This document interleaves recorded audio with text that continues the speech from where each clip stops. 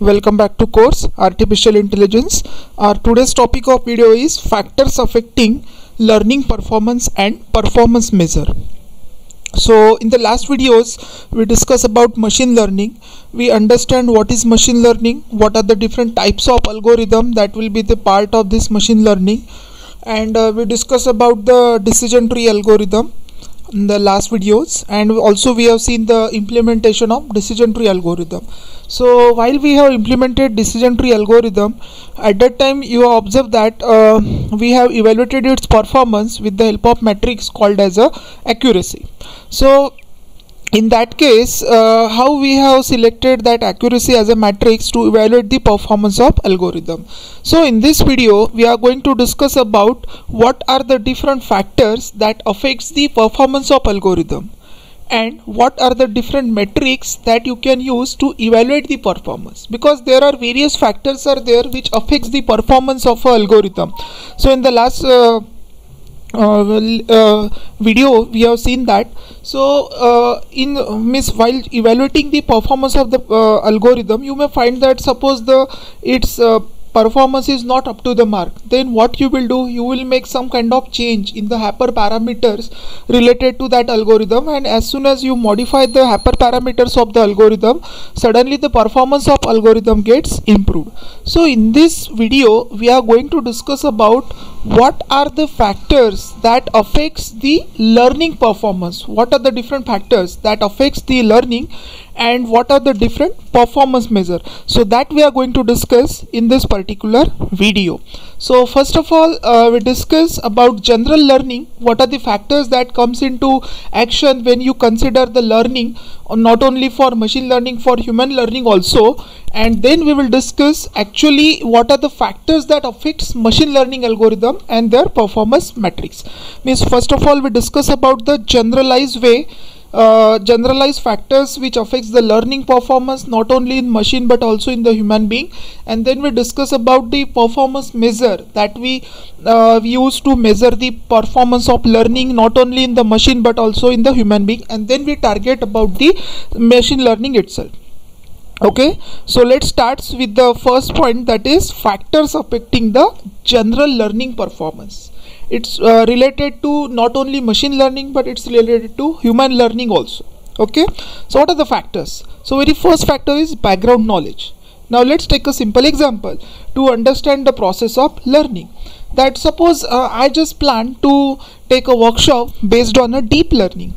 So in that case what is expected, that you should have the background knowledge of machine learning, then it's better for you to understand the concept of deep learning. So I am just organize a workshop on deep learning, and in that deep learning workshop few students have background knowledge of machine learning and few students are totally fresher. They are totally beginner in the field of deep learning, or you can say machine learning.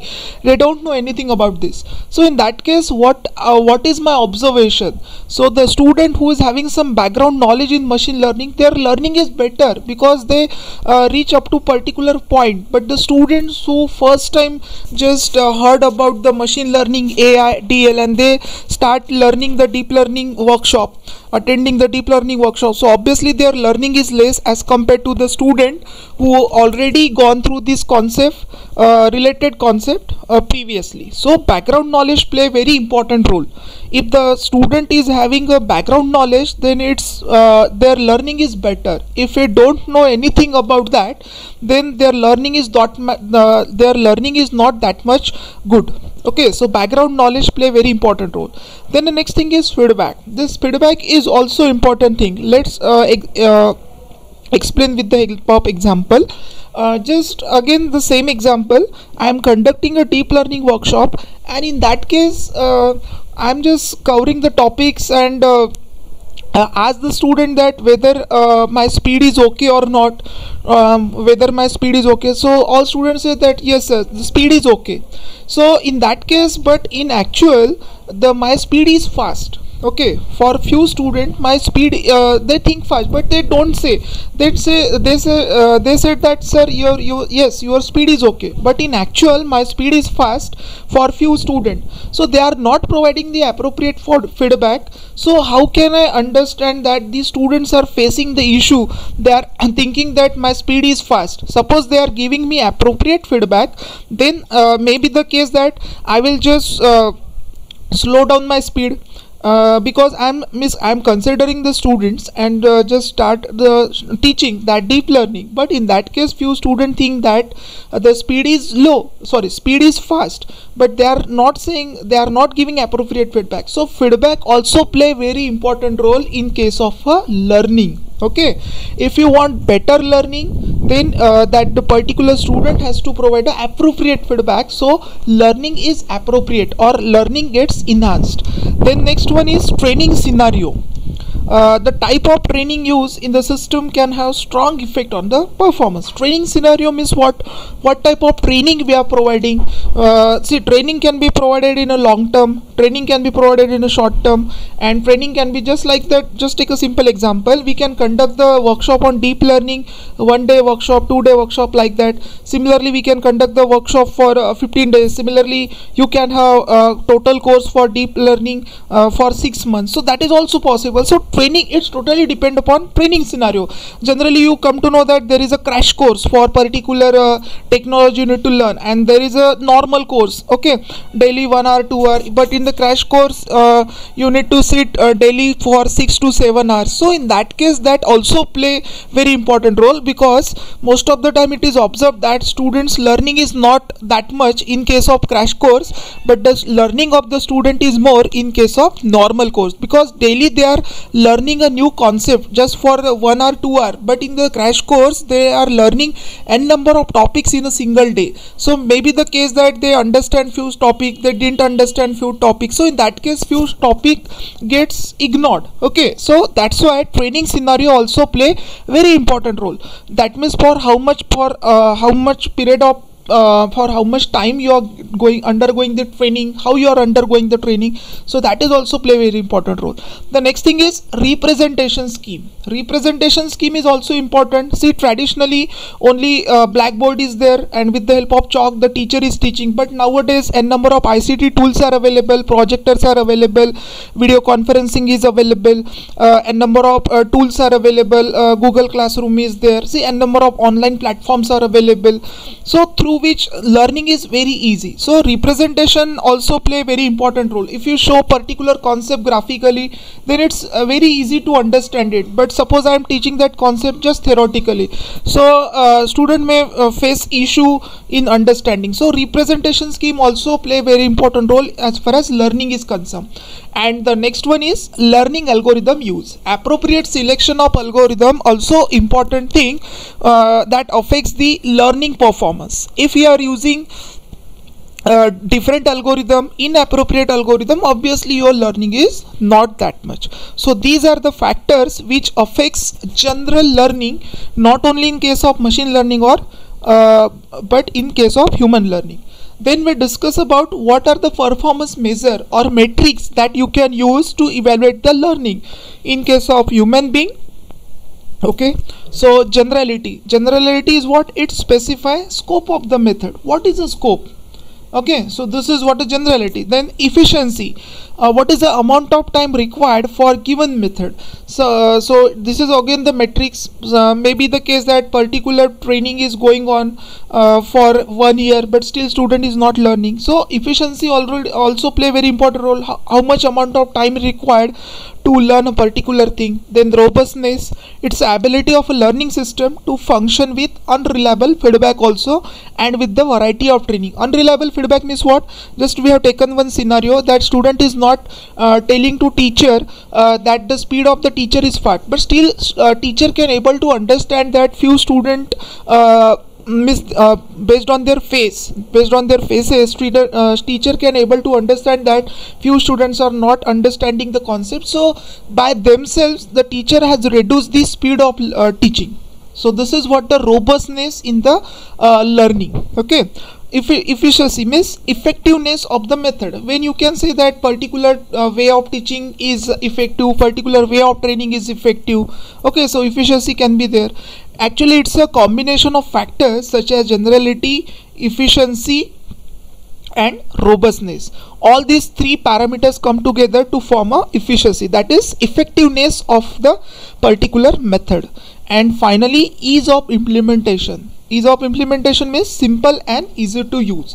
We are saying that particular technique is very complex and we are saying that particular technique is very simple. Obviously the thing is that the thing which is very simple is very easy to understand, and the thing which is particular technique which is very complex, obviously student feels that learning this technique is somehow difficult. So it's totally depend upon ease of implementation. So these are the various metrics that can use to evaluate the performance of learning. Now we discuss the these two things, that is factor which affects learning performance and what are the performance metrics for human being. Now we come to know about, now we focus on machine learning. What are the factor that affects the performance of machine learning?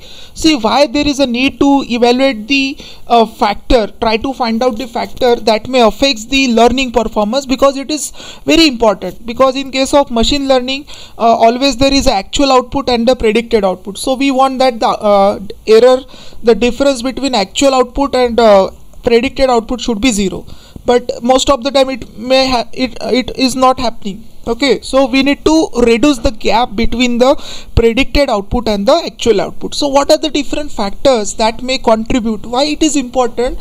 Because most of the time you are using a data set, you are applying the algorithm, but when you evaluate its performance, you find that its performance is very low. So in that case you need to make some certain kind of change in the algorithm. Some hyperparameters are there for each and every algorithm. There are some set of hyperparameters are there. If you try to change its value, then there is a possibility that its performance get improved. So let's try to understand what are the different scenarios are there in case of machine learning. Okay, what are the different factors that may affect a machine learning performance? Very first is data pre-processing. See, data pre-processing play a very important role. Just imagine that you have just downloaded the data from the internet as it is and you are providing it as input to your algorithm without processing. So without pre-processing means what? You need to find that whether any missing data is there or not. Suppose is there any outlier is there or not, is there any noise is present in the data or not, whether all the data which we have provided is relevant or not. So without doing this, directly you are providing data set as an input to the algorithm and you expect that your algorithm should perform better. Is it possible? No. You required pre-processing. You need to pre-process the data because every algorithm requires data in a specific format. It is not a case that you can provide the data in any format to any algorithm. Every algorithm have their own way of accepting the input. So in that same way you need to pre-process your data set and then you need to provide the input. So you need to consider that if you are not pre-process your data and directly provided as an input, then the performance is obviously low. Then don't actually have the data that represent a predictable pattern. Means your task is different and you are providing the different data set. Okay, just take a simple example. I need to develop one system which can predict the diabetes. I need to develop the diabetes prediction system, and for that purpose you are using a data set of malaria. So how can you expect that your algorithm give appropriate output? Because you have trained your algorithm on the malaria data set and you are expecting that your algorithm should predict the diabetes correctly. How is it possible? So in that case you need to check that whether you are providing appropriate data set as per your problem statement or not. My problem statement is diabetes prediction and I am using a data set of malaria. Whether in that case I am getting appropriate output? Obviously not. So this is the thing. Don't actually have the data that represent the predictable pattern. The next thing is that data set has some pretty big outlier or widely varying range between the features. This is again important. In that case, I just talk about in the pre-processing, outlier is there. Outlier means out of the range value is there for specific attribute. The particular value is very out of the range. Suppose just take a simple example. I need to predict the percentage of the student based on the previous history, but in that case outlier is there. We know that the percentage of the student should varies between 0 to 100, but there is some value that 150%. Is it possible that particular student can score 150% in any particular subject? Obviously not. So this is considered as an outlier. This data try to confuse your algorithm, because if you want that your algorithm should train properly, you need to provide appropriate data. And suppose most of your data is having outlier, means in most of the subjects student is getting percentage above 100%, and you are predicting that what is the percentage that student will get in the next semester. So in that case, can you expect that your algorithm will give appropriate output? Obviously not. So for that purpose you need to remove the outlier and you need to normalize the data. It is important, because in case of machine learning didn't understand textual data, it only understand numerical data. Suppose you are providing the gender as an input to your data set, you need to convert, you need to normalize it. Okay, just like that 0 will represent male and female is represented by 1. Okay, this is the thing. This is a one-hot encoding. By using one-hot encoding, you just try to convert your textual data into that numerical form. Similarly, CT you are providing as an input, so it is a textual data. So in that case you need to have different combination.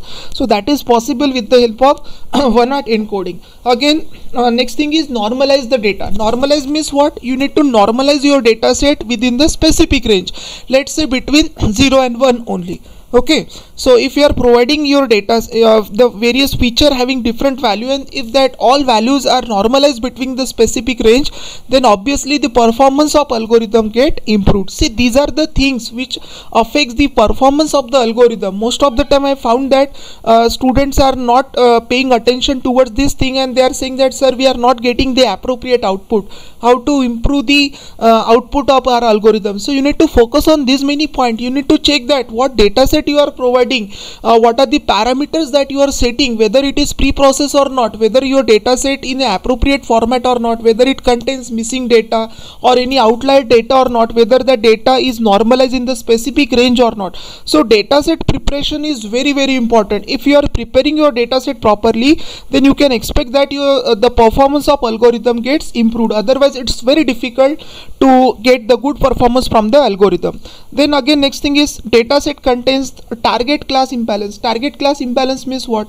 Just take a simple example. I need to develop a system for spam classification. Okay, I need to classify whether given mail is a spam or not, and in order to train the algorithm, obviously you need to provide the data set. The data set will consist of two value. One is a x value and second was a y value. X is nothing but a independent feature and y is a dependent feature. So given mail is spam or not, so it is what? It is a dependent. It is totally depend upon input value. So a number of features are there. So in that case, just imagine a situation that in your data set total 10,000 entries are there, and out of this 10,000 entries, 8,000 entries is of spam mail and only 2,000 entries of not spam mail, and you are giving that data set in order to train an algorithm. So in that case, this data set is not balanced. So in that case your algorithm is biased towards not spam, because in that data set 8,000 rows are there which represent not spam mail, and only 2,000 rows are there which represents the spam mail. So suppose you are providing such a data set to your algorithm, and you have trained your algorithm, so obviously your algorithm is biased towards the not spam algorithm. So whenever you are providing new mail as an input to your system, and you ask that your model to classify it between spam or not spam, so majority time it will say it is a not spam. Why is it so? Because you have given the training towards not spam. That means there should be balance between the class that you considered in your data set. That means your data set should be balanced. Data set contains target class imbalance. Okay, so this is again the factor which affects the performance of the algorithm. Then measuring your result with a less than ideal metric. See, in this particular video, we are going to discuss about what are the different metrics that you can use to evaluate the performance. So, selection of appropriate metric in order to evaluate the performance of algorithm is also important. Means for regression algorithm, suppose you are using precision as a evaluation parameter, obviously performance is not good, because precision is not a evaluation metric that you can use for regression, but you can use it for classification. So this is important. You are evaluating the performance, but which metric you are using to evaluate the performance of the algorithm also play very important role. Okay, it is just like a simple thing is that you are teaching student over the 10 standard syllabus, and you are asking the question of 12 standard student. Okay, so obviously in that case you are evaluating with a wrong parameter, wrong paper, so obviously the performance of the student is not appropriate, right? Then the model is underfitting or overfitting to your training data. See, this is very important. In case of machine learning, overfitting and underfitting, these are the two very important factors which affects the performance of machine learning. So let me explain what is underfitting and overfitting. Underfitting means what? In case of underfitting, you are not provided that much training. Means I will give a simple scenario, real life scenario. Means I just train a particular student on machine learning just for the 2 days, and I am expecting that the student should develop a complete end-to-end project. Okay, so in that case obviously the performance of the student is not appropriate, because that student has undergone only training for 2 days, and I am expecting that the student should develop a total end-to-end pipeline for a particular project. So in that case underfitting is there.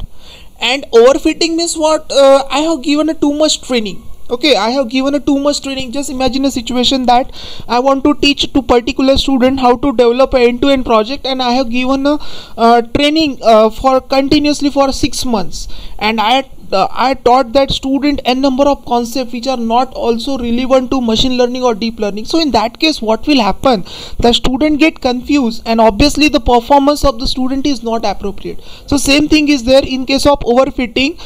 You will provide some feature which are not appropriate. Just take a simple example for house price prediction. In case of house price prediction, what are the features that affect the price of the house? Obviously the amenities available, area, number of rooms, these are the relevant. But suppose I am providing the input as a name of that particular customer. Does the name of the customer affects the price of the house? No, it is irrelevant data. Suppose you are providing irrelevant data, so it is a overfitting. Means you are just trying to confuse your model. You are confusing your model. So don't confuse your model. If you are providing too much parameter, too much features to your algorithm while training, so your algorithm or your model gets confused and it will not perform properly. So there are two things, overfitting and underfitting. So it's a very a big concept. So for that purpose you need to understand what is variance, what is bias is there. So you need to understand that. Suppose there is a low bias and low variance, then there is no underfitting and no overfitting. So suppose variance is high, overfitting will be there, and so bias is high, then it should undergoes a underfitting. Okay, so you need to just understand that overfitting and underfitting is a concept in the machine learning. And overfitting means what? You are providing too much parameters. Underfitting, you are providing only less parameter. Means just I need to predict the price of the house.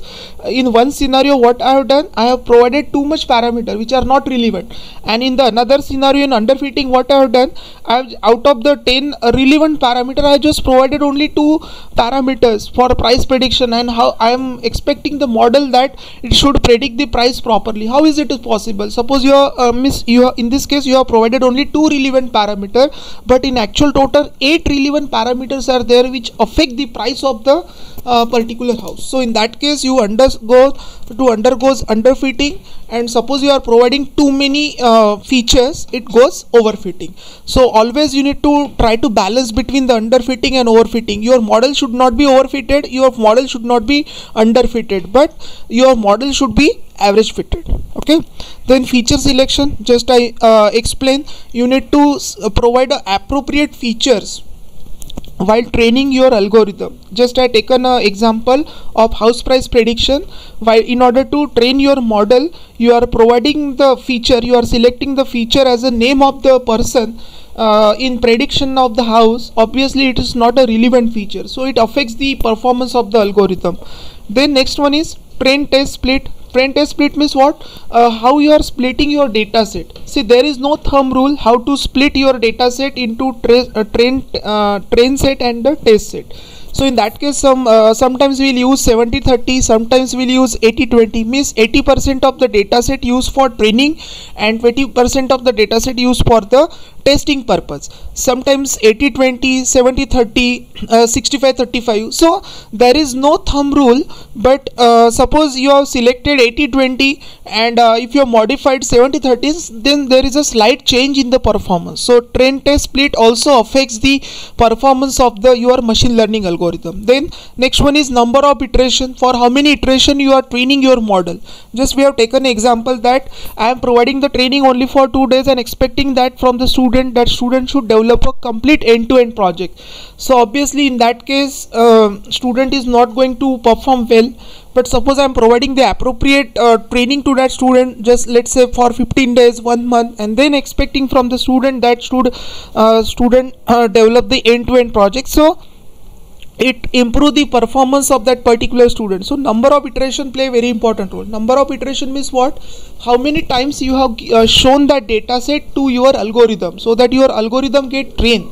Generally in case of deep learning it is called as a epoch. One epoch means what? For epoch equals to 1 means what? For one time you have shown a complete data set to your algorithm. Suppose let's say number of epochs or number of iteration equals to 50. That means for 50 number of times you have shown your data set to the algorithm. Just like that you have shown a image to human being only once, and then you just try to means you are asking that student just try to recall the face of that person. So obviously it's very difficult for the student to recognize the face because that student has seen that image only for one time.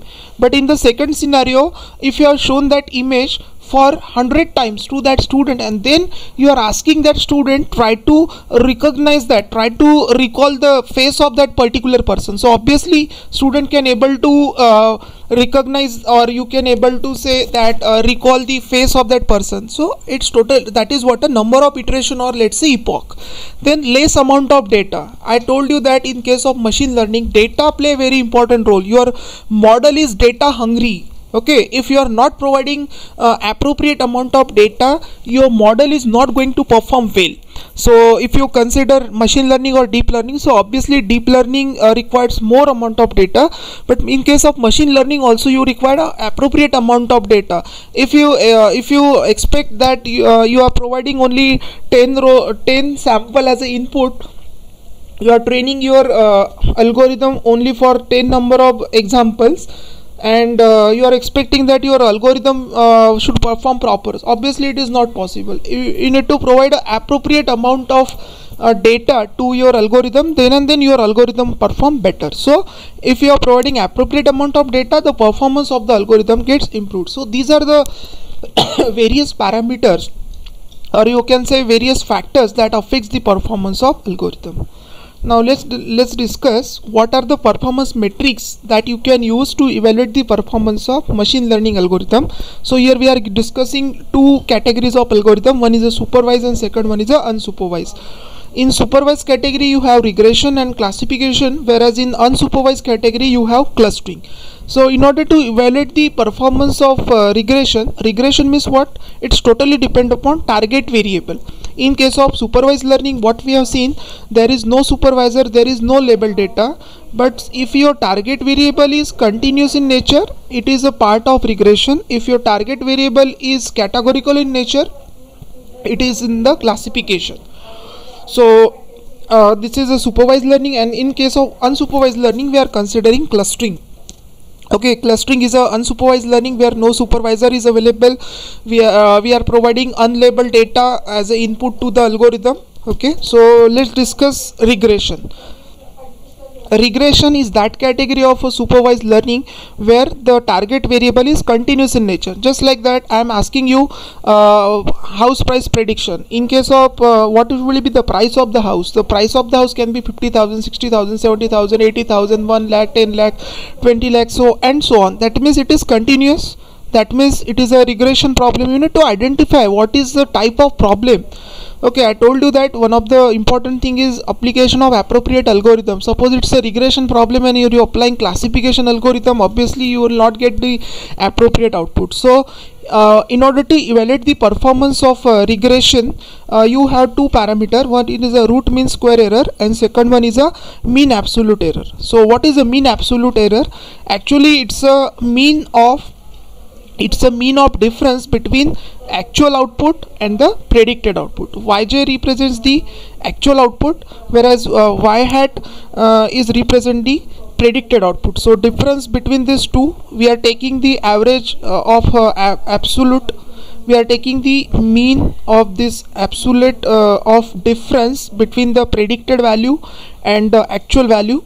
So this is a formula that we can use in order to calculate the value of mean absolute error. So mean absolute error is one of the metrics that you can use to evaluate the performance of regression. See, in case of regression, you need to evaluate the performance. So obviously you want that the difference between predicted value and actual value should be 0. But in ideal it should not be 0. But it's more towards the 0. Okay, so in that case you can use mean absolute error.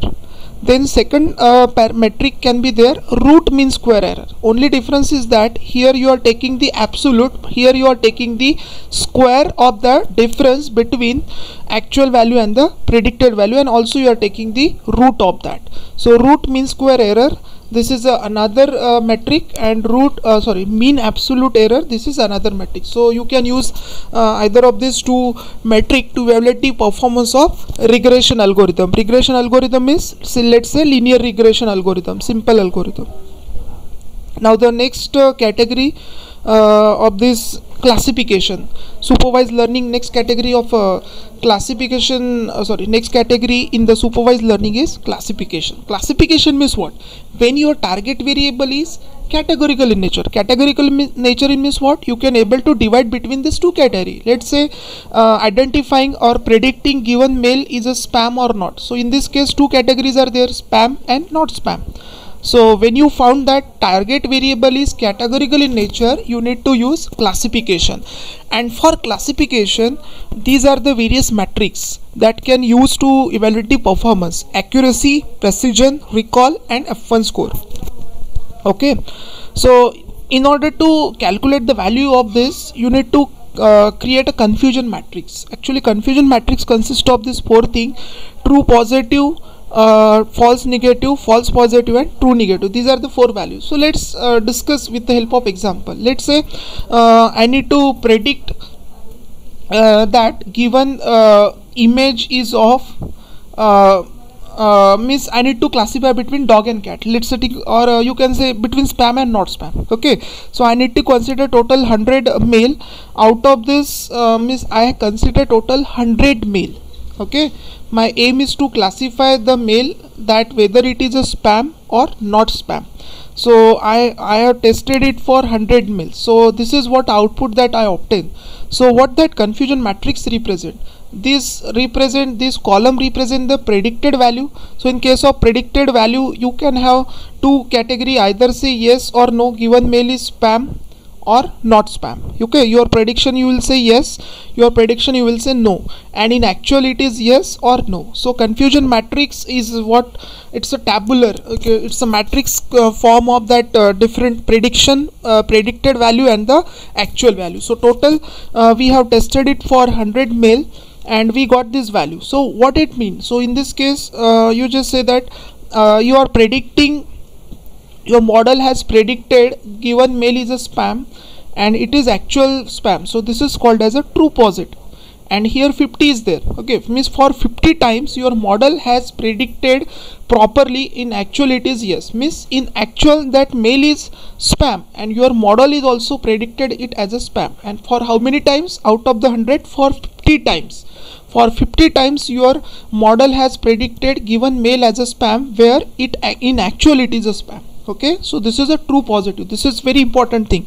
Then false positive. What is the meaning of false positive? Okay, false positive means what? Your model is saying that given mail is spam, but in actual that mail is not spam. So this is considered as a false positive. The next one is false negative. What is false negative? You are predicting given mail as a not spam, in actual it is also spam, so it is false negative. And true negative means what? You are saying your model is predicting that given mail is not spam, and in actual also it is not spam, so this is true negative. So these four values, true positive, true negative, false negative, together confusion matrix. So in this way confusion matrix is constructed, and by using this confusion matrix we can able to calculate the value of accuracy, precision, recall and F1 score. So first of all we calculate the value for precision. Precision means what? True positive divided by true positive plus false positive. So in this case, what is true positive for this spam classification? True positive is 50 divided by true positive, that is 50, plus false positive means 50. The true positive is 50 and divided by true positive plus false positive, 50 plus 50 plus 10, that is 60. That means 50 divided by 60, it is nothing but a precision. And what that precision represent? True positive divided by actual result. Okay, what are actually yes. Next one is recall. In case of recall, how will you calculate the value of recall? True positive divided by true positive plus false negative. Means in case of precision we have taken the addition of these two, column addition. Now in case of recall we are taking the row addition, true positive plus false negative. That means 50 divided by 55. In this case 50 divided by 60, but in case of recall 50 divided by 55. So this is what a recall. Recall means what? True positive divided by predicted result. Okay, predicted result. How many results you have predicted out of this? How many it is positive nature. So this is a recall. So this is a precision, this is a recall. And next one is accuracy. How to calculate the accuracy of your spam classifier? Out of the 100, how many are correct? Okay, how many are correct means 50 times it is correct and 35 times it is also correct. Means your prediction is no and actually it is no. Your prediction is yes and it is actually yes. So diagonal value, these two diagonal value are important. These together to form the accuracy. How will you calculate the accuracy? Out of this 100 mail, how many times you are guessing correct? That is 50 plus 35. That means 85 divided by 100. 85 divided by 100, that will be the accuracy of the model. Okay. Then next one is accuracy. Accuracy is all there. Next one is F1 score. F1 score is calculated by using 2 into true positive, 2 into precision into recall divided by precision plus recall. This is a formula to calculate the F1 measure or F measure. F1 score or F measure, it is nothing but a harmonic mean of precision and recall. And the formula is very simple. 2 into precision into recall divided by precision plus recall. This is a formula. F measure represents the harmonic mean of precision and recall. So these are the performance metric that we use for supervised learning. For regression, root mean square and mean absolute error. For classification, accuracy, precision, recall, F1 score.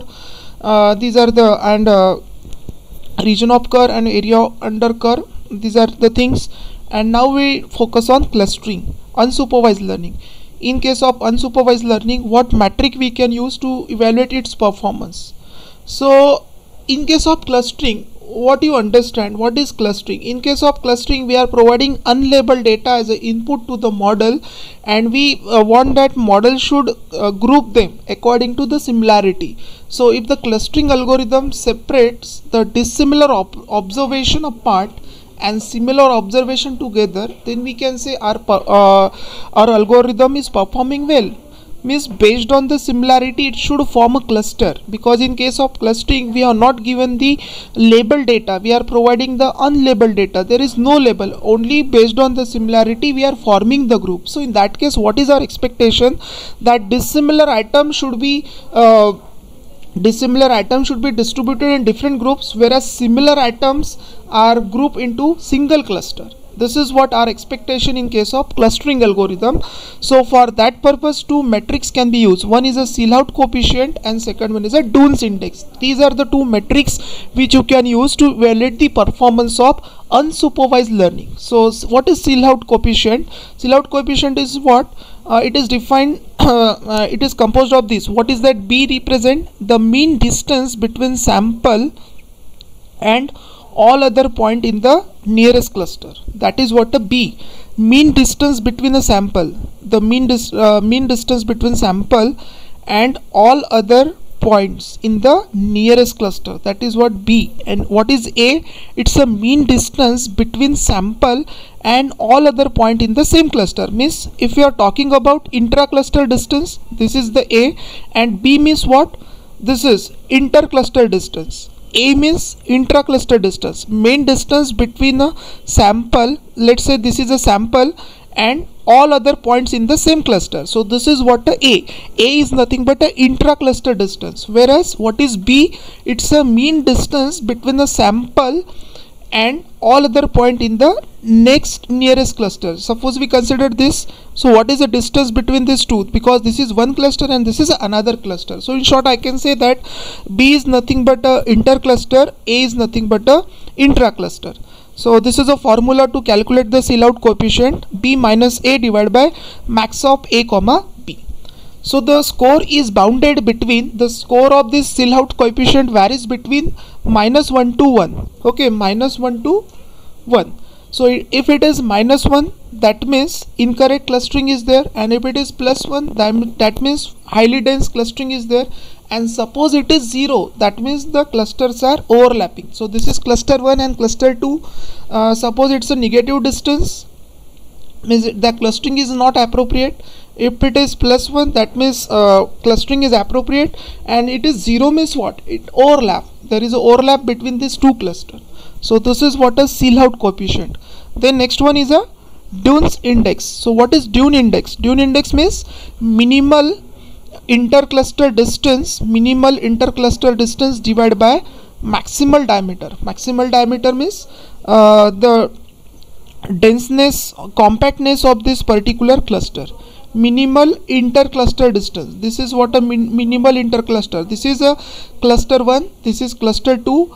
So minimal intercluster distance divided by maximal diameter. Maximal diameter of this particular cluster. Means in that case we want that your cluster should be compact. Okay. Large intercluster distance. Okay. Large intercluster distance is better, and smaller cluster size means more compact cluster leads to higher Dunes index. So suppose you have higher Dunes index value, it is better. Okay. So this is another parameter that you can use to evaluate the performance of clustering algorithm. Okay, higher the Dunes index implies better clustering, because if we want that, see, main thing in case of clustering is that we want that data points which is having similarity that should place in one cluster, and the data points in one cluster should have dissimilarity between the points present in the another clusters. So this is what our expectation in case of clustering. So in case of clustering we discuss about Dunes index, this is one, and Sielhout coefficient. Okay. So these are the various metrics that you can use to evaluate the performance of supervised learning and unsupervised learning. Okay, so I hope you understand what are the factors that affects the performance of general learning as well as machine learning, and what are the metrics that you can use to evaluate the performance of general learning and machine learning. Thank you.